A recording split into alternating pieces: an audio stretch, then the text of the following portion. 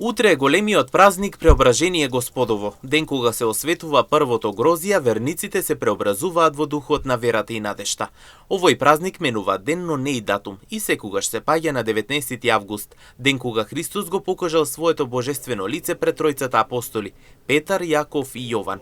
Тоа се случило на планината Товар, обвиткан со небесна светлина во момент што го најавува воскресението, но и вечниот живот.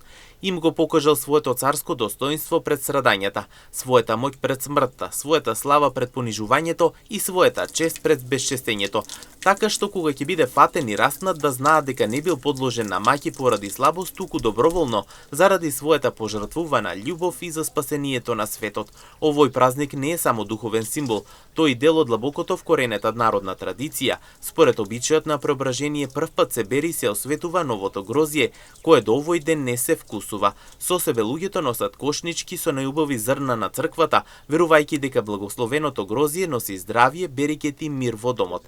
Старите велат какво е времето на преображение, така и ќе биде есента, а каков си во душата на овој ден, таков ќе останеш до Божик. Преображение е повик да се преобразат срцата, да се исчисти мислата, да се остави зад себе се што е темно и тешко, да се направи чекор напред кон добрината, кон вистината, кон светлината.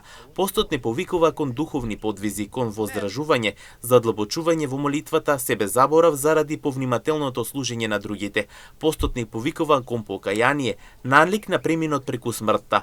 И празникот на преображението ни напоменува дека преку тој премин Христос не воведе во радоста на воскресението, во богорадичната Пасха, која ни сјае на крајот од постот. Христос не преобрази, не повикува да го следиме, но претходно е потребно, како апостол Петар, да проникнеме во тајната на крстот. Утре храмовите ќе бидат полни со верници, ќе се служат литургии, ќе се крстат челата, ќе се молчи со внатрешна молитва.